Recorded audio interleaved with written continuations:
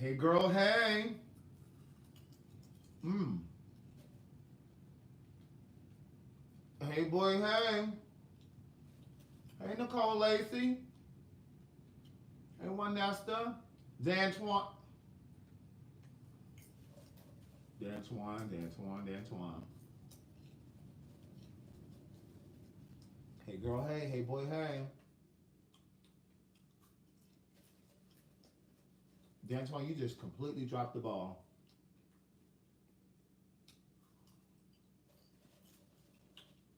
Mm.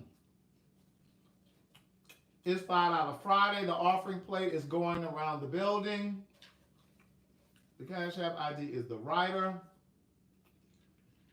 I appreciate those of you that were so proactive and sent something through to the Cash App today. I really appreciate you. I'm gonna tell you what this Cash App stuff is about. This $5 Friday, because I know some of you are like, well, why we got to be sending him something on Fridays? For those of you that are new and those of you who may not know, $5 Friday was invented or created by one of my Facebook people. Her name is Nana Tillman. She's down in Miami. Nana, if you're watching, you probably have no clue that you probably don't even know I remember that. But when I was on my last book tour, the So Much to Say book tour, it was a way of trying to help support me. They came up with it. My Facebook people came up with the idea to help support and to help absorb some of the tour expenses. Because you know, when I'm on the road, I have to buy plane tickets or rental cars or hotels, and I'm eating out every day, and I'm printing books, and you know, that kind of thing, Ubering while I'm in a different city. And so they came up with this fantastic idea to help support me, because they were like, well, why can't you come to my city? And I'm like, because girl, I ain't got money to be coming to all of y'all city.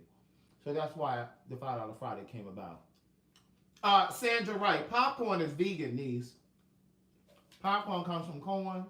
Where'd she grow up? She didn't know popcorn came from where'd she grow up?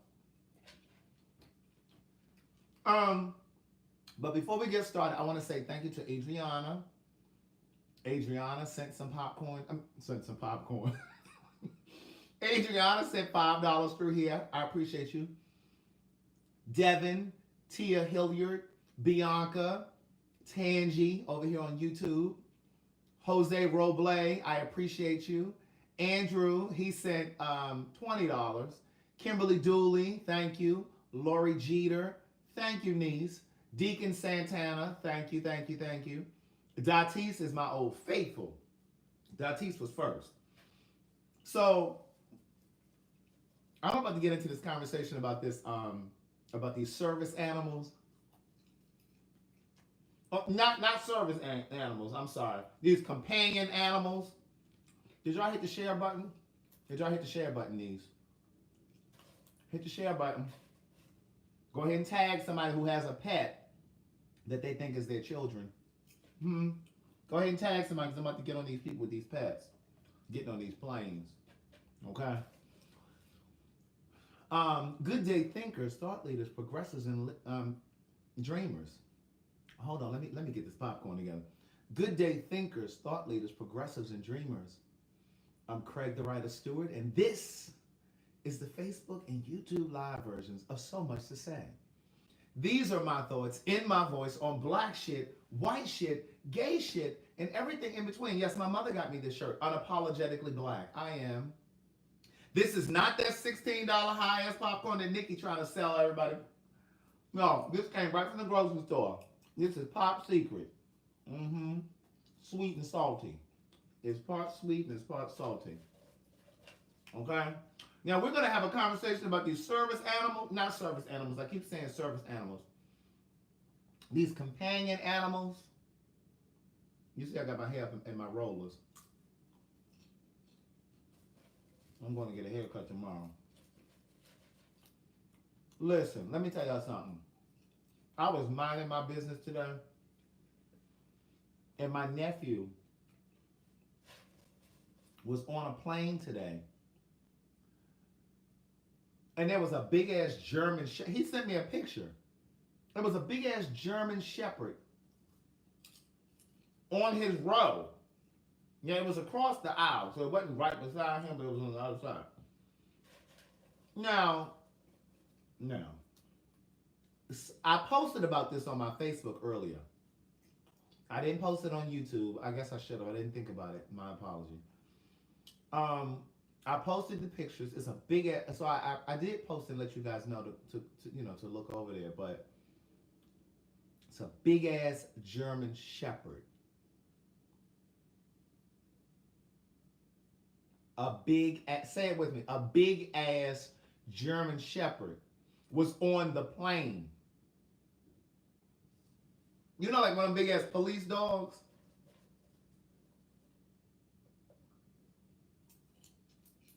Big ass German Shepherd. Yeah, say it with me. See, YouTube is saying it with me.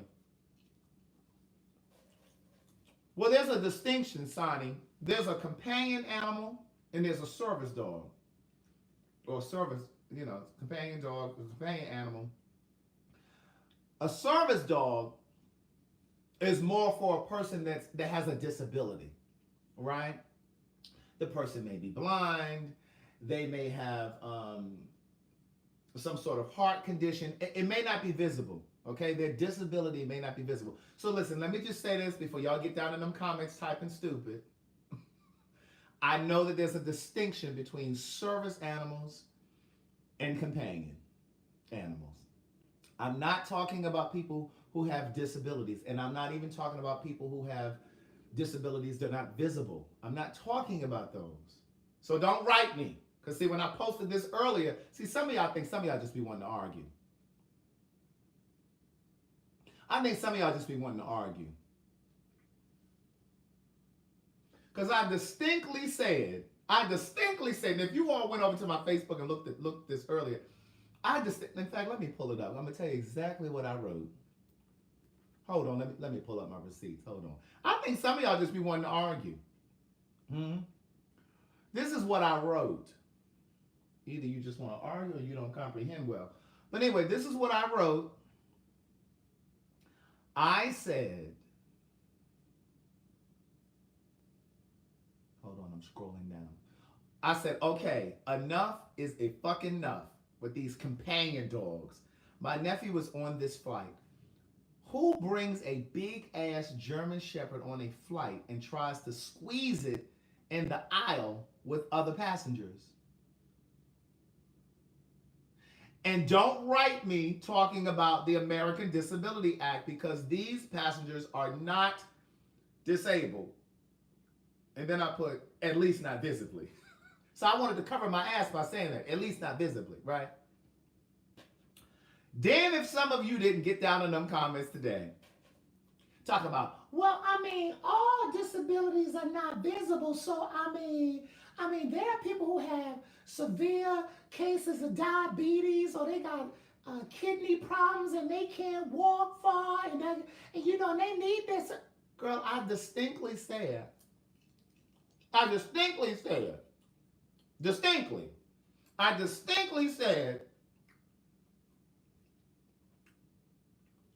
I'm like, y'all just be wanting to argue. It's like you couldn't even finish reading the entire caption because you were so busy trying to get down there to type. You're so busy down there trying to type me. So they in the comments arguing. I just think that's like discrimination to say that, girl, ain't nobody said. Now here's what I was talking about. Because you got to make it plain for the GED section. Somebody say GED section. Make it plain for them. So what I'm talking about is people who claim they need a companion animal, a companion dog. In this case, we're talking about dogs, okay? It could be a parakeet. White folks come up with all kinds of shit to carry their animals with them. It could be a parakeet. But anyway, in this case, we're talking about this German Shepherd. I even posted a video of the dog getting off the plane. My nephew was pissed, okay? The German Shepherd was full grown. He was full grown. So I do understand, and I do believe that there are emotional support animals, and I do believe that there are people who need emotional support. I believe that you might need to stay your ass home, but I do believe that there are people who require an animal for emotional support. Now, you may not need to travel.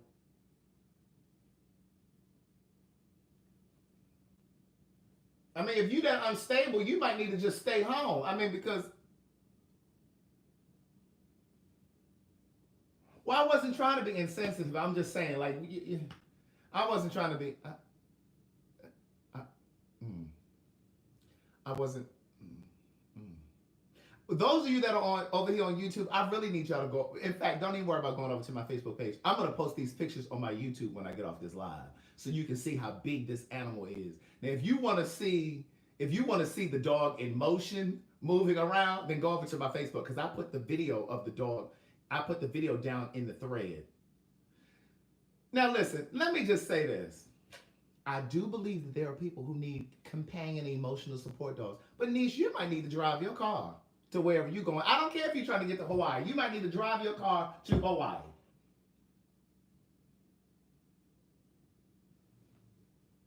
Because why the rest of us got to be subjected to your German Shepherd? Next thing you know, they're going to be trying to bring them big-ass Great Danes, them big-ass Bull Mastiffs. Now, here's my issue with it. What I was trying to convey, see, this is why I say good day thinkers, thought leaders, progressives, and dreamers. And I know a few of the people from the GED section slide in here every now and then. You're not a part of the thinkers and thought leaders that I'm talking about. But what I was trying to convey is some of these people that are getting on these planes with these animals don't have no emotional support needs. Okay? They don't want to pay for a kennel for their dog while they traveling, or they just want to be able to take their dog with them. And for those of you that are so gullible to think that a person can't get, because I already know, you in the comments already, you trying to type faster than I'm talking. You trying to type faster than I'm talking. And some of you that were in my comments today, earlier, talking about, well, I mean, they can't just bring their dog. They gotta have permission. I mean, they gotta get a letter from, they gotta get certifications. Girl, that don't mean shit. That don't mean nothing. Do you know how many things I have circumnavigated? Let me say that again. You know how many things I have circumnavigated? I just had a doctor's note not long ago because I needed to change my flight and I didn't want to have to pay to change it. And so I had one of my doctor friends write me a note to say I had to have surgery. I ain't had to have no surgery, but I wasn't paying for no change of flight. You mean to tell me y'all don't think that somebody could write them a note? All I'm saying is some of these people that get on these planes with these big-ass dogs. Laura said, whose voice is that? That's how I imagine you all talking when you all are in them comments trying to read me, trying to let me have it. That's the way I imagine y'all's voice. I'm just trying to figure out why I haven't gotten my book yet, because you said you were gonna ship my book out, and you claim you run a good black business, and I ain't got. I imagine y'all speaking that pitch. Y'all don't really talk like that, but that's how I imagine it. That's like one of them annoying voices. It's just how I imagine it in my head, okay? But all I'm saying is some of these people they're not really emotionally unstable. They don't really need companionship. They might not have no friends in their real life, but they don't need no companion on no plane. You mean to listen, and I'm going to tell you another thing. When I was in college, I got a doctor's note. I had a doctor friend write up a note when I was in college to say I was hypoglycemic because I wanted to have a refrigerator in my dormitory. We weren't supposed to have a refrigerator, but I wasn't thinking about them. I needed to have my own shit. Craig is hypoglycemic. I need to be able to keep my medications in the refrigerator. Don't act like y'all ain't never changed no paperwork. Y'all kill me trying to be these fake activists. Oh, that is so. Y'all kill me trying to be so politically correct. I mean, there are people who need emotional support. Stop trying to be stop trying to be so politically correct, niece. You know some of these people full of shit. You know, some of these people are full of shit. Some of y'all right now got kids going to school in different districts. You know, you live nowhere near that school district, and you got. Stop acting like y'all don't forge paperwork. And another thing. One more thing my lawyers wanted me to say. And another thing. Most of them people that were in my comments today trying to let me have it were white people. They were defending them dogs, baby.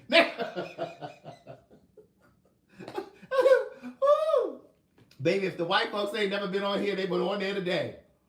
Them white folks were in them comments today.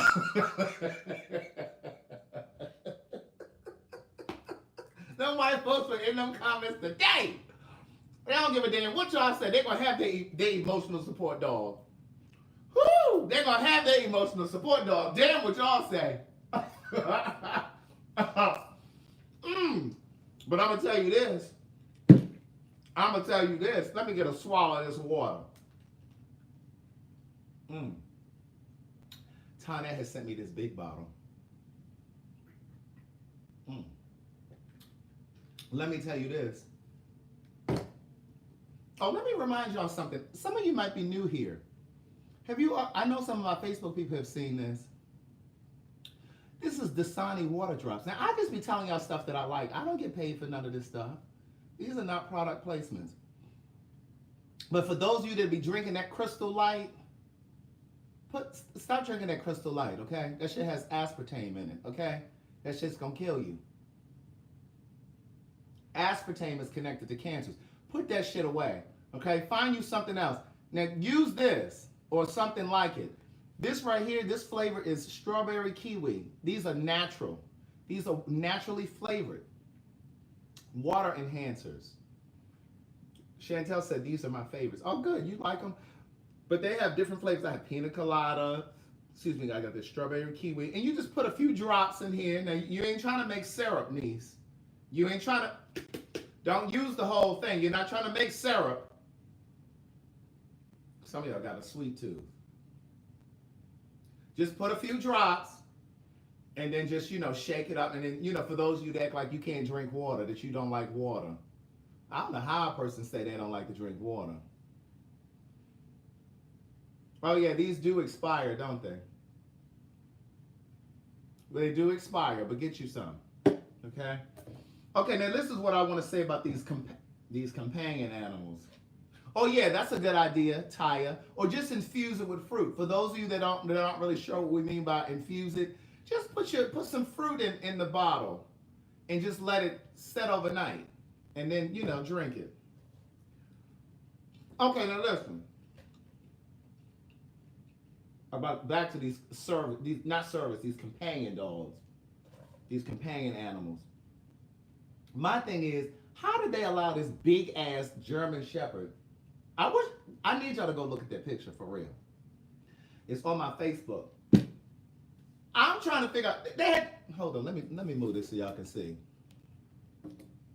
So imagine, you see this little space right here in between my couch. Imagine this is the aisle on the plane, right? This big ass German Shepherd was right here. Now, I'm trying to figure out, how is it that you can have this big ass German Shepherd here, but I can't even have my tray down before and after takeoff, or when you're landing? Because if we have to evacuate, you need to be able to get out quickly. How the fuck I'm going to be able to get out with this 100-pound dog sitting here? Like, I just need the FAA. The Federal Aviation Association, for those of you who may not, I just need the FAA to explain that to me. Now, I can't put my tray down, but you can allow a whole dog. What did I say? Federal Aviation Administration. What did I say? I said association. You knew what I meant. Listen. So what I'm trying to figure out is, I can't put I can't even put my seat back. I can't even recline my seat before takeoff. Here's another thing. Got them kernels in my teeth. This is why I don't like fooling with popcorn. Here's another thing. When you get on the plane, they tell you to put your carry-on underneath the thing. If I can't leave my bag in the aisle, how can you leave a dog in the aisle? You can't put the dog up under the seat. I'm just trying to figure out why they're making all these flexible rules for white people. I'm just trying to figure out why they're trying to make all this flexibility for white people. Because,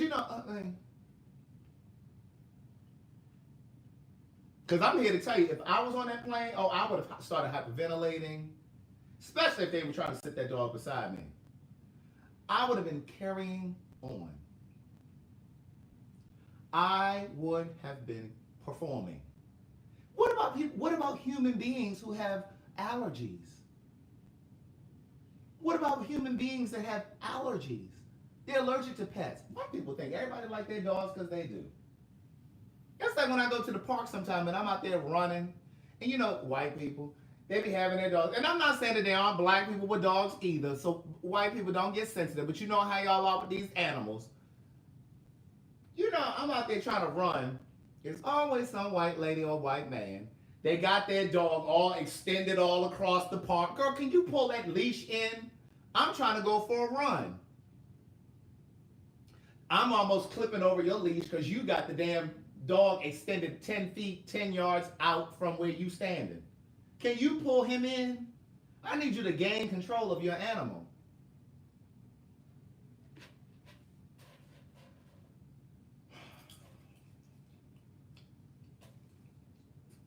I know somebody white got this turned around like this. These companion animals. I know somebody white. I think we should be able to bring our pets for emotional support. Somebody done wrote in about that. But I tell you what. Let black folks start bringing blue-nosed pit bulls on there. This is my emotional support dog. I bet they'll change that shit down. Can I bring my Rottweiler? Can I bring my pit bull? Oh, he's friendly. It's a blue-nosed pit. He's friendly. But sir, he's growling at me. Oh, he's friendly. He loves you. I bet they'll change the regulations then. I bet they'll change the regulations then. He's snarling and carrying on. All I know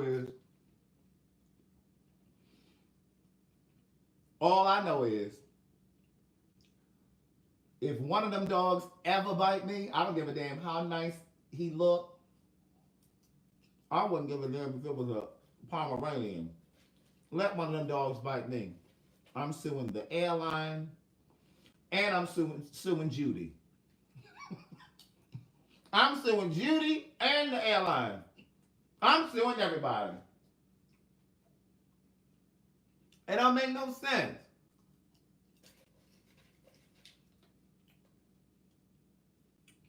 Get on my nerve.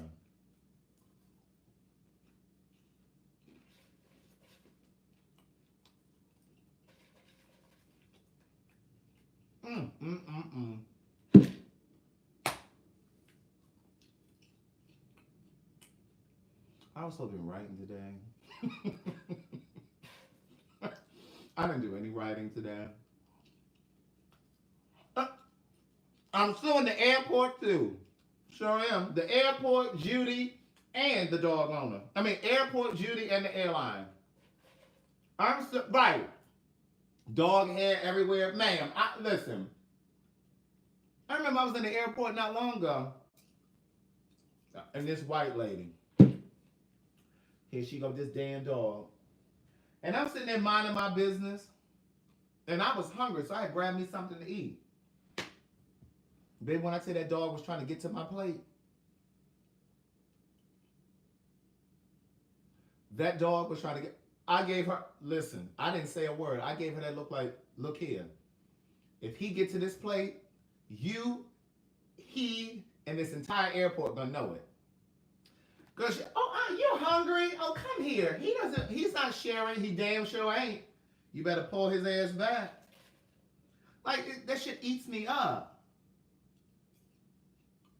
I was minding my business. I was minding my business, Gemini lady. I was in there minding my business. I'm praying and thanking God and praying for a safe flight to and from.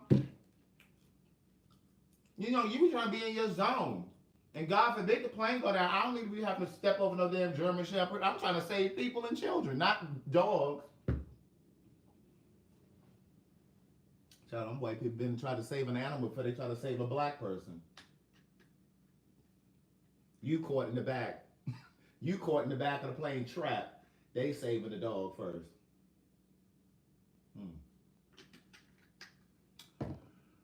Whew, you pet owners are something.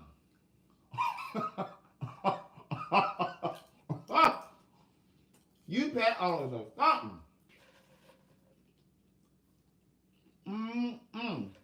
This popcorn is so tasty. It's the kettle corn, the sweet and salty. This is a good snack for those of you that tend to get the munchies at night.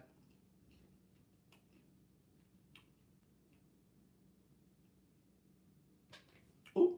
Look, CC Robinson said, Craig, if you put a touch of black in that beard, you can easily give us 25. She must not have been here the other week. Girl, it was black the other week. It grew back. It was black last week. But I think I like this.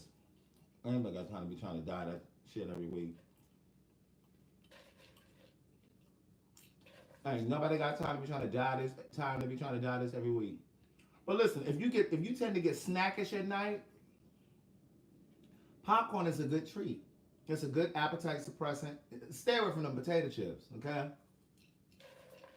Stay away from them chips and get you some popcorn. And don't be go add no extra butter. I can see y'all now microwaving a whole stick of butter. Damn popcorn be soggy. You put some. Oh my God. So you're gonna give us this uncut version of your coming out story? Oh, since today is National Coming Out Day. Good idea, Kim Davenport. You know, I see some of y'all now in the microwave trying to melt some extra butter. Damn popcorn all soggy and shit because you can pour all this extra butter on it. Okay, so it's story time, niece. It's story time, niece. I'm going to give you my coming out story since today is National Coming Out Day. Did you guys know that? Look at Patricia Johnson talking about, I don't like popcorn. Well, stay away from the potato chips, niece. You ain't got to eat popcorn. What you do is you slice up some tomatoes and avocado. Eat that and go to sleep. Now she's going to say, I don't like tomatoes and avocado. Well, drink some water and lay down, okay?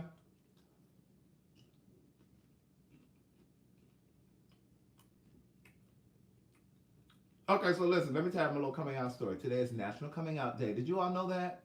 Listen, if you're going to be an ally for the community, you have to know all the special dates for the gay community. Today is National Coming Out Day. December 1st is World AIDS Day, even though that's not a gay holiday. But listen, you all should know December 1st. You all should know that December 1st is World AIDS Day. Okay, and then what's National HIV/AIDS Awareness? That's February. Somebody look that up for me, please. I got butter and shit on my fingers. When is National HIV? No, it's National Black HIV/AIDS Awareness. Isn't it February something? What's the day? What's the date? Anybody know? Let me look it up myself. Ooh, y'all type so slow. If y'all were trying to read me, though, you would know it. National Black HIV Awareness Day. February 7th. I thought it was February 7th. It's February 7th. Okay. All right, let me tell y'all my coming out story. If you read my first book, you already know it. Okay. If you read my first book, you know the story. Let me see what part of the story I want to tell you.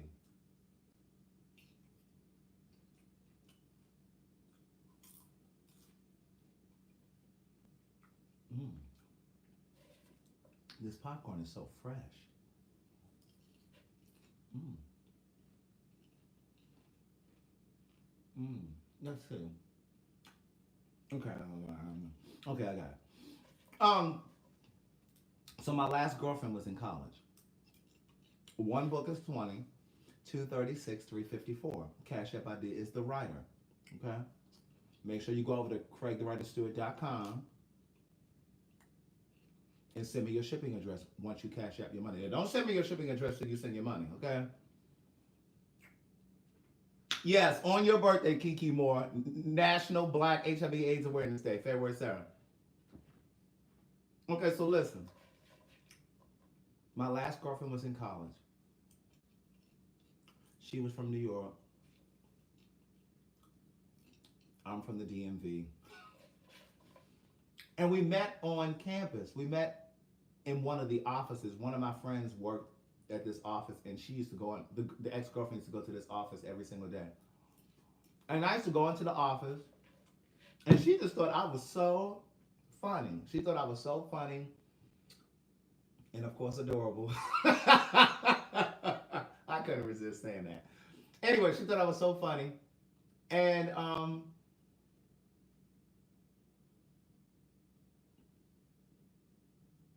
I started. She had a boyfriend. She had a boyfriend, and I was like, "Fuck him." I can take you out. Let me take you out. I was like, "Fuck him." So long story short, I ended up taking her from her boyfriend.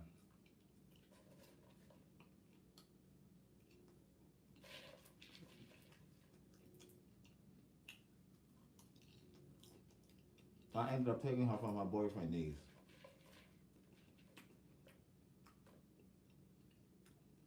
Long story short, we dated for a while, and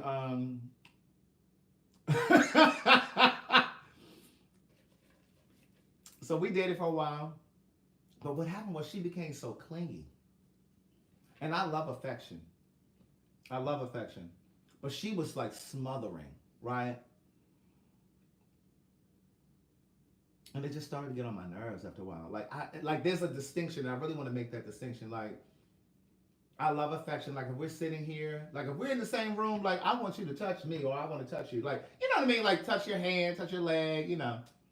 Lay on me, I'll lay on you. Like I like affection, but she was smothering in the sense that because I want to make this clear because I don't want to confuse you. She was smothering in the sense that she wanted every bit of my free time. It's one thing to be up under me when we're together. You know what I mean? Like I like kissing, I like touching and hugging and holding and all that kind of stuff. But damn it, there are times that I need to be doing what I need to be doing and you need to be somewhere doing what you need to be doing. It was like she acted like she couldn't be without me. And she'd be like, "Oh, I really wanted to have dinner with you today." I'm like, "Girl, I just had breakfast with you today. I had breakfast and lunch with you today. Girl, I got class. I got shit to do.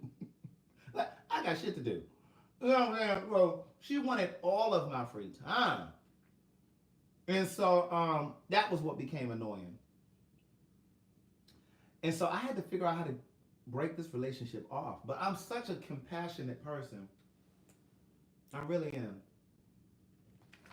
And the time around the time that I wanted to break up, we were coming close to. That's exactly why I left her. Now, if we had stayed together and she wasn't smothering, I eventually would have left her because I enjoy the company of a man. But better sooner than later. So anyway, um, the real comment said I would have loved to seen what your taste in women was. Listen, let me tell you. At the time, well, anyway, that's a whole other story. Whatever. So, um, we were coming up on midterms. It was like midterm exams or something, right? And I didn't want to break up with her because like I was smart enough to know that this girl really liked me, right? I did not tell her I was gay, L. Walker, Lisa. She got the book and she asked me the story. Girl, the story right in the book. Didn't you read the book? But no, I knew she liked me. I knew enough to know that she liked me. And I didn't want to break her heart just before midterms. Because like she was very smart, she was very disciplined, she was into her work. Um, but I knew that that would shake her up, right? And so I was trying to drag it past the midterms, but she had almost suffocated me one night, girl. Like I was just, I could barely breathe. And so I had to go ahead and tell her, I was like, listen, I really like you. I said, but girl, I ain't gonna be able to do this. I ain't say it like that, but I went on and broke it off. And like we used to go to breakfast, and I'm not an early riser, so like all of my classes when I was in college, I never had a class that started before 10 a.m. I really wanted all my classes to start at 11 a.m. But you know how sometimes for those of you that went to school, that went to college, you know how some classes they always start early in the morning. So it don't matter what day of the week it is. So I had to go to some classes at 10 a.m. But the earliest I ever had a class was 10 a.m. And she had her classes early. Like she had 8 o'clock classes. Mm-mm. And so she would want me to meet her for breakfast. And so in the beginning, when it was all nice and everything was copacetic and everything was all esoteric, like I used to meet her for breakfast and shit. But after a while, that newness and shit wears off. I'm like, oh, girl, I'm asleep. I'll see you at lunch. Or I'll see you at dinner. You know what I mean? And so I would meet her for breakfast. And we would meet for lunch. And she would want to kiss all in front of everybody, all in the middle of the cafeteria. Now, I went to a HBCU. I went to Hampton University. You know, and so like she would want to kiss all in the middle of the cafeteria. And I'm even to this day, I'm very, I'm not into like public affection, public displays of affection. Now I'm okay for a little kiss, a little, you know what I'm saying? I'm all right with a little kiss. You know what I'm saying? Or a hug or something. But I'm not holding your hand walking through the mall. Even if I was dating women, like I don't want to hold your hand while. Oh my God. Well, I don't know. I take that back. I might be. I don't know. I might be all right walking through. I don't know. But I'm just not really big. Now, if we sit in the movies or something like that, or even at a restaurant, we can sit on the same side of the booth in a restaurant. You know what I'm saying? Like, you know, usually when you go to a restaurant, one person sits on one side of the booth and the other person sits on the other side. But I'm okay with us sitting side by side. Like, I don't mind affection like that, but like, I don't like that just obvious, just over the top, tongue kissing. Like I don't mind like a kiss, you know, and a hug and stuff like that. But like don't be trying to tongue me down and don't be thinking I'm tonguing you all down and carrying on and all that stuff. So she used to want to do all of that. And so when I told her that I wanted to break it off, she completely changed her schedule. She completely changed her schedule. We had two cafeterias on the ground on the campus, right? And she started going to the other cafeteria. She wouldn't go to the one. She wouldn't go to the one that we used to go to. And she stopped going to breakfast. Like she completely changed the times that she would go into the cafeteria. She would no longer eat in the cafeteria. She would go in there with her to-go containers. She would get her food. She would leave out. And I felt so awful. And it's so interesting that I'm telling this story because in the book that I'm writing now, Book of Jewels, I share a story. And I talk about the first time I remember breaking a woman's heart. And this was the story. But I'm giving you far more in the book. Don't think I'm telling you the story because I'm not. But I use that to kind of open and lead as a leadway into another story, which was the first time that I remember breaking a man's heart, and how I really never want to break anybody's heart. Like that's just like, and it all reaches back to that experience with this girl that I'm telling you about. Like I never want to break a person's heart. And I realize that there are people who are afraid to go into relationships, not just because they're afraid of having their own heart broken, but fear of having to break someone else's heart. So I think that there are instances where people avoid relationships because they're afraid of doing damage to another person. I might need to write that down. Hold on, Niece. Hold on, let me jot that down. That was pretty good. Give me a second. Somebody in there rushing me.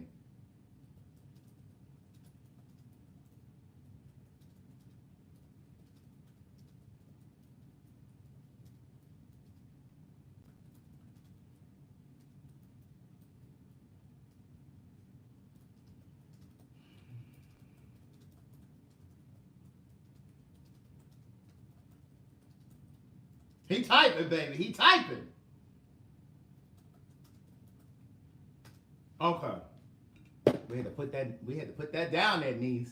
So anyway, so I ended up breaking her heart, and like she, she wasn't really sleeping. I kind of heard through the grapevine that she was losing sleep and she wasn't really eating. You know how it is when if you ever had your heart broken, like it's hard to sleep sometimes, and it affects people differently. She was kind of having a hard time sleeping. Um, her appetite was curbed, and I've been there. I know what that feels like.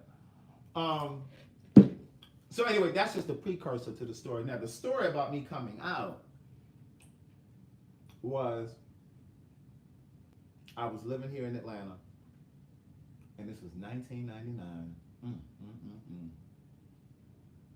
Jesus, that was 20 years ago. I was a young 23-year-old. You couldn't tell me nothing at 23. Ooh, what a wonderful change that's come over me. Listen. So anyway, I remember I was dating Salim.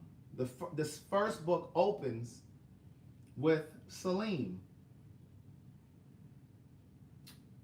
And Salim was the very first guy that I ever fell in love with. He was the first guy that I ever fell in love with. And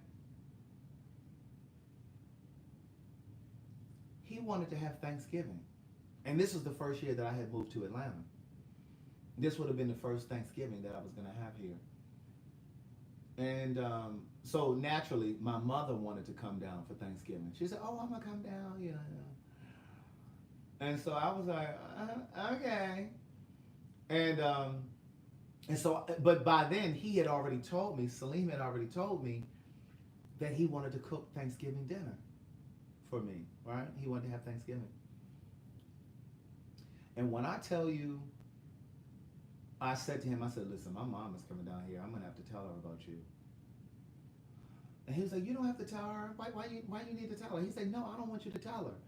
He said, "Because I'm going to be the first boyfriend that she ever meets. And so she's going to naturally hate me just because I'm the first one that you introduce her to." And I was like, no. I know my mother. She's going to be fine. Da, da, da, da. And he said, "I don't want you to tell her." And so Celine was a little older than I am.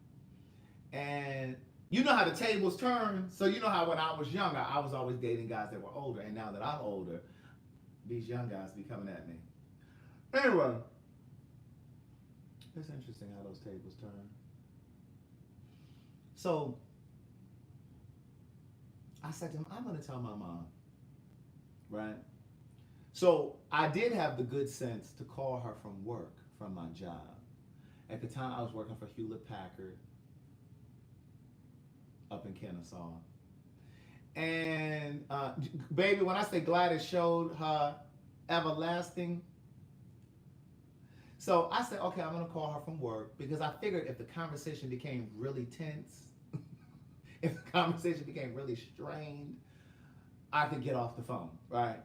I could, "Oh my, I got to go. There's something happening here at work. I got to get off the phone. I'll talk to you later." So I called her, long story short.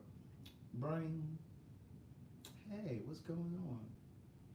She said, "Nothing, what's going on?" I said, "Hey, I got something I want to tell you." As soon as I said I have something I want to tell you, she said, "Is it about a man?"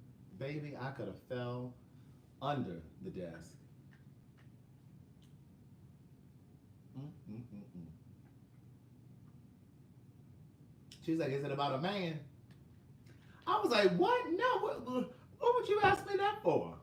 Going back into that same thing that you know how we do, gay people. When people ask you if you're gay, why would you ask me that? So I said, "Well, yeah, it is." So I told her, and she was like, "Oh Lord, I was hoping, wishing, and praying it wasn't true." Anyway, long story short, she paused, and so we kind of talked about it. And I could, and see, I know my mother. I know my mother well. She gave me that phony, fake laugh. She did that. That's where I get that from. And I knew she wasn't okay, right? So we got off the phone because even though she tried to act like she was all right, because what happened was a couple of my coworkers ended up coming over my shoulder. It was like, "Is everything okay? What'd she say?" And she could hear them. And she's like, "Everything is okay." She did that laugh. And I was like, "Oh, yeah, girl, she ain't okay." So I got off the phone with her. And for about 2 weeks, literally, about 2 weeks passed. And remember, this was the first year that I had moved here to Atlanta. So she was in the habit of calling me like every day.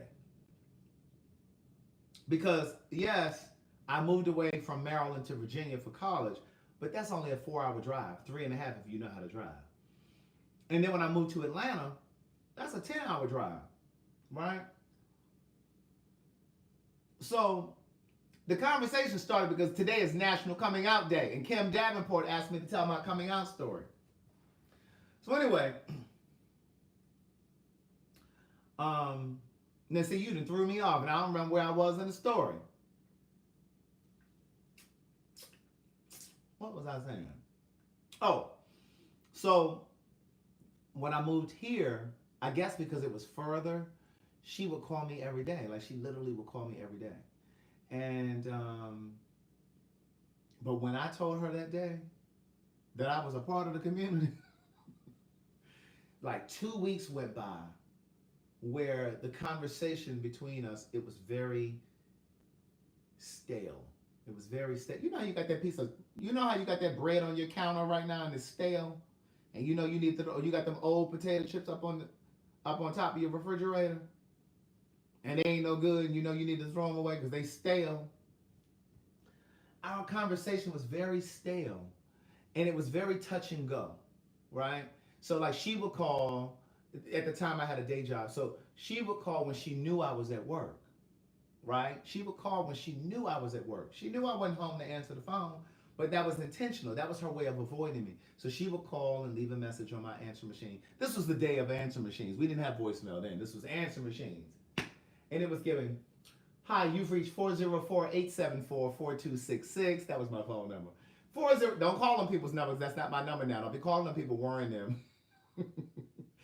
Yes, you've reached 404-874-4266. I'm unable to take your call right now, but if you leave your number after a brief message, whatever I used to say."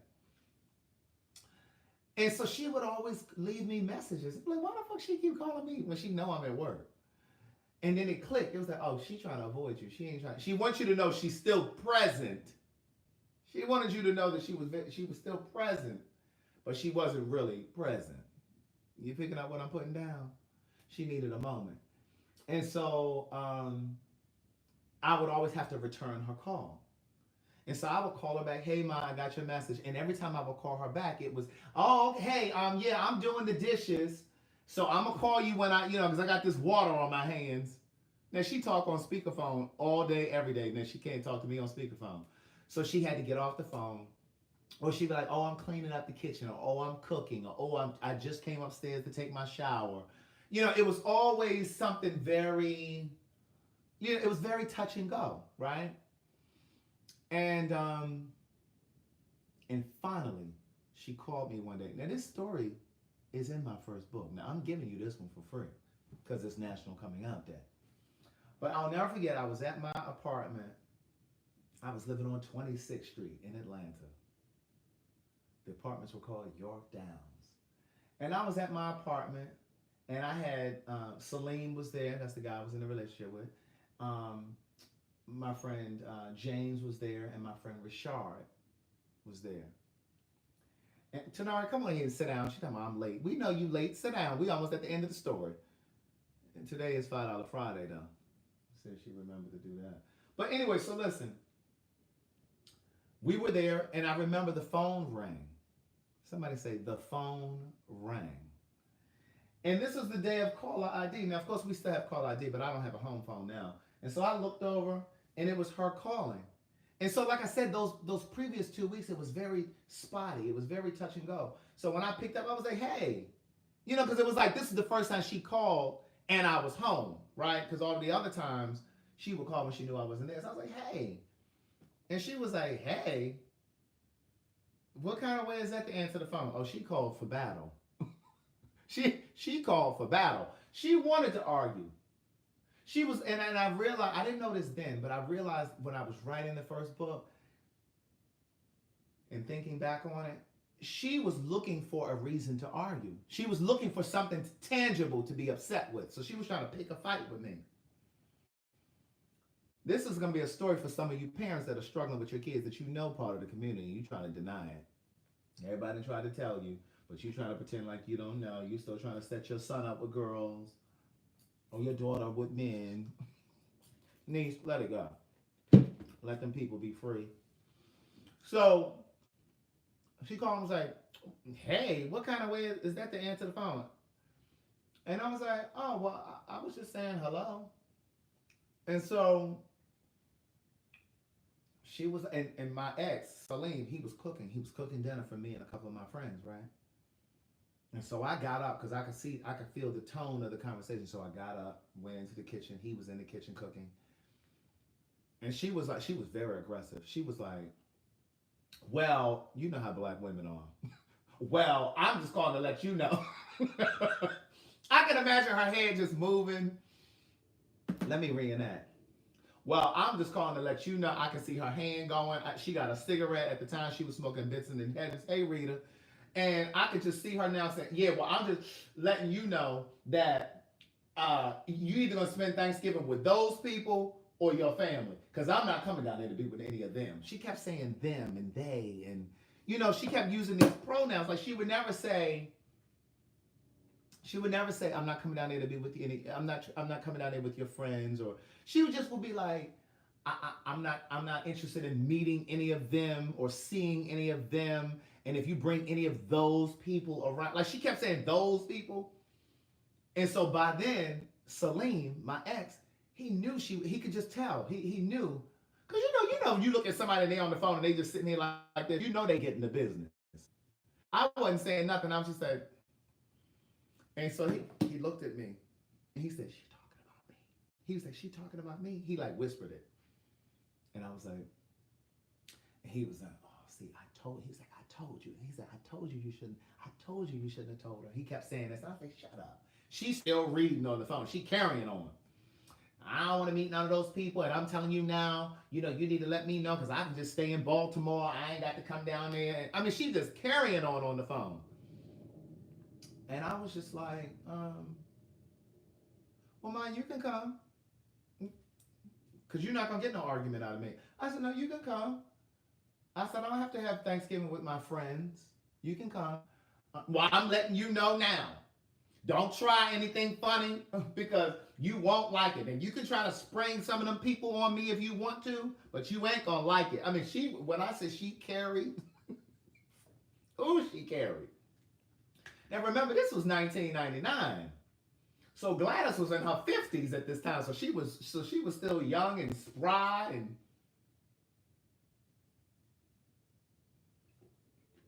she still had energy. She wasn't on dialysis. So she was just like, I'm telling you now, don't show up with none of the people because you are not going to like it. I said, Ma, if you come. I said, you just want to argue. I said, you want me to say, no, don't come because you'll have a reason to be upset. You'll have a reason to argue. I said, but I'm not going to give you what you want. I said, you come. But I could tell my ex was so disappointed. Like, I could tell he was sad because he was from Philadelphia. And I said was because he passed away. If you read the first book, Niche, you would know this. But anyway, he passed away. But he was from Philadelphia. And so he was down here, didn't have family here, just like I didn't have family here. And I could tell he was sad. And I could tell, he was in his mind thinking like, okay, well, what am I going to do for Thanksgiving? Like, who am I going to spend Thanksgiving with? Like, what am I going to do with my time? Or, whatever. And so she came down here. She said, we'll just talk about all this when I come down there, right? We'll just talk about all this when I come down there. So I was like, okay. And so she came down, we had Thanksgiving, and she went back home. We didn't talk about anything.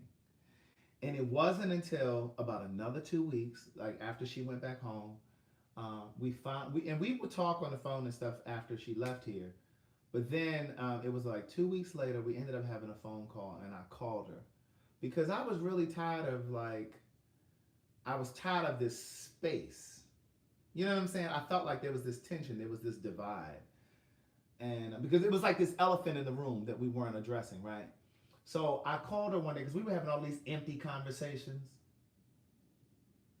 and so I called her and was like, well, we never did talk when you were in Atlanta about whatever you were feeling and thinking. And that in that moment when I called her, I realized, and this is for all of the gays that are watching and the LGBTQI plus and all that other stuff. What I realized in that phone call was that I had to be as patient with her digesting this information as I was with myself and accepting myself, right? Um, because I was 22 years old when I finally got the courage to act on the feelings and then tell my mom. So if it took me 22 years to get comfortable enough to start to live my truth, I couldn't expect her to be okay right overnight. Now some parents are okay right overnight. You know what I'm saying? They're okay right away. Gladys was not. Now she comes to my book signings to this day and try to pretend like she was always in my corner, but she wasn't. So anyway, I always say to young folks, you got to give your parents time to digest. You have to give them time to digest this new information, even when they know. Because my mother always knew. She said, I personally believe your mother always knows if she's paying attention. She may be in extreme denial, but your mother always knows. Your father may not know, but your mother always know. So anyway, and so on that phone call, I realized that I needed to be patient with her, and I needed to give her the time and the space and the freedom to kind of mourn the loss or the idea that I was going to get married to a woman and have grandkids, even though I do want to have kids. Anybody got some healthy eggs out there? So I knew I had to be patient with her. And so I listened to her. Now that doesn't mean that you allow them to abuse you, young people, gay people. I'm not saying you have to allow them to abuse you and treat you recklessly. But what I'm saying is give them the space to come around. So anyway, I ended up having a conversation with her, and I listened for the most part. And she was like, Dina in Jersey said, no, my eggs are fried. Hey, Dina. Hey, Dina. So anyway,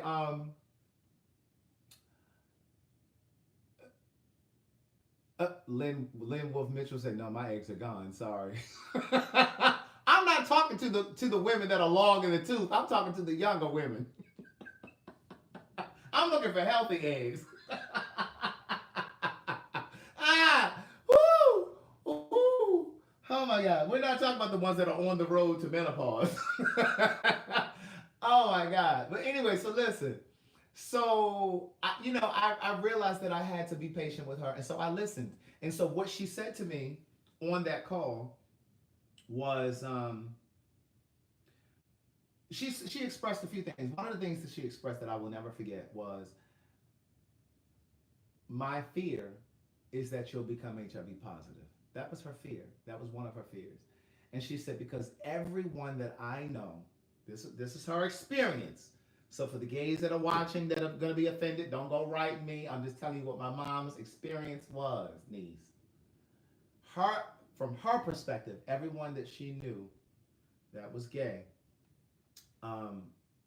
either became HIV positive or they died as a result of AIDS.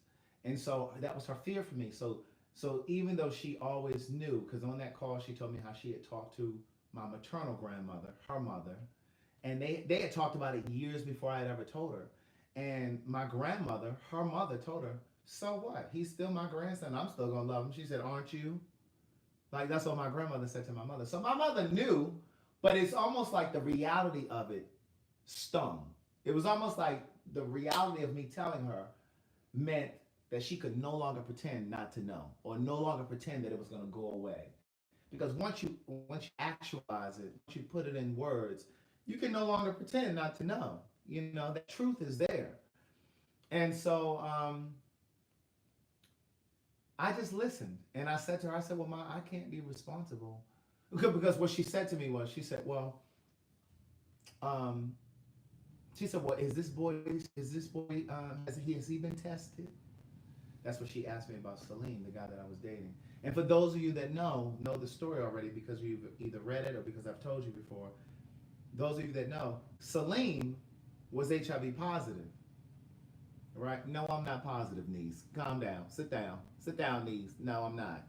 But he was positive, and I knew he was positive when I was having this conversation with my mom.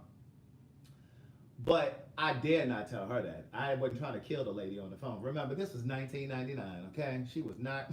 She would not have been ready for that. She knows now that he was, but she didn't know at the time. And so she was like, "Well, has he been tested?" And I said, "Well, yeah, he's been tested." I said, "But I can't." I said, "I can't." I said, "I have to protect myself at all times." I said, "I can't. I can't worry about whether or not he's." I said, "Because he could be negative today and then tomorrow turn up positive." I said, "So I have to always protect me." I said, "And I can't be responsible for all of those people that you knew that were gay that became positive, or died as a result of AIDS." Excuse me.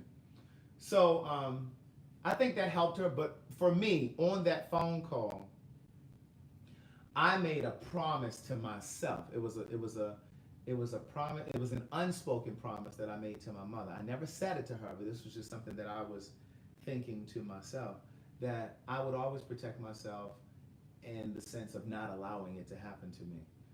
That I would always be cognizant of it, and because I would never want to have to go to my mom and say, "Well, girl, guess what? It happened. I'm positive." Or I would never, in the event that I became positive and passed away, I would not want her to ever have to deal with that, or to, and for those of you that might be positive, don't write me. I know that everybody doesn't die just because they become HIV positive. I already know. I already know. You could die from so many other things. I know. I'm just saying, because they love to break down what I'm saying. But, that was just my unspoken promise to her. Um, but here's what I did say to her, and this is one of the things that I remember saying to her, and then I'm getting off of here. I remember saying to her, I think, because I was like, "Well, I believe your mother always knows," and I said, "You knew." I said, "It's just the weight of me telling you." And I said to her, I said, "But Ma, I've already worried about," I said, "those 22 years that I was in the closet, those were the years that I worried about what people were going to think." I said, "Once I came out of that closet, I had already dealt with what everybody was going to think." I said, "You're at that phase now where you're worried about what your sisters are going to think, what coworkers are going to think." I said, "I'm already past that." And I say that to those of you parents that may be struggling with children's sexuality or your own sexuality. Um, you can't be worried about what other people are going to think. You got to live your truth, niece. Because I believe that every day that you're not living in your truth, whether it's your sexuality, whether it's pursuing your passion, whatever it is, I believe you die a bit. For every single day that you're not living your truth, whatever that is, you're dying a bit. So that's it. Anyway, on that note, I'm about to get off of here. Brush your teeth, floss your teeth, brush your tongue. I appreciate those of you that support me by sending something through this Cash App, because I know you don't have to. I know you don't have to. And I know some people sitting here watching right now. Well, I ain't sending them nothing. I don't know why these people did. Okay, niece, you ain't got to. You can watch for free. It's okay. We have a free podcast for you available as well. It's called So Much to Say. It's available. Go to my website, CraigTheWriterStewart.com, and it will take you over to SoundCloud, Spotify, Apple Podcast, Google Play, Stitcher, iHeartRadio, YouTube, wherever you want to listen. So I appreciate it. Thank you, Trey, for sending something through the Cash App. I appreciate you. And Ramona Kirk, I appreciate you. I really do. Thank you so much. Have an amazing night. Brush your teeth, floss, brush your tongue. And Datis, I posted this on my Facebook earlier today because you've been so consistent. Ever since we started doing this $5 Friday, and I always, thank you, Dean. I appreciate it. I know you support when you can. Ever since, look at Marie talking about, see you tomorrow. She's trying to give me a hint to come on tomorrow. But ever since we started this $5 Friday, Datis has been faithful. When I say Datis has given every single Friday since we started, and we started it sometime last year. I don't remember when we started it, but one of you started it. Well, I said it was Nana Tillman down in Miami. It was her suggestion. And because Datis has been so faithful and has given every single Friday since we started, she and Deacon Santana, I'm going to gift both of you Book of Jewels when it releases, okay? I have a short list here. Niece. I know I keep copious notes. So I'm going to be sure to gift Deacon Santana and Datis a copy of Book of Jewels once it releases. Amen? Have an amazing night. Brush your teeth, flush your teeth, brush your tongue. Don't forget to say your prayers. If you don't believe in saying your prayers, at least take a few moments and focus on your life. Focus on your surroundings. Focus on the direction that you want your life to move in. That kind of thing, right? Take a few moments. I think a lot of times we make mistakes or missteps, not mistakes, missteps in our life because we don't slow down long enough to pay attention to what's going on around us, right? Stop telling all your business to folks. Sit down. Get still, niece. Get still. And go inward, okay? And ask God, the universe, what are the next best steps? Stop talking to everybody else and start sitting here. Get still. All right? We'll see you. I guess I'll come on here tomorrow. We'll see. Just make sure your notifications are on. Bye.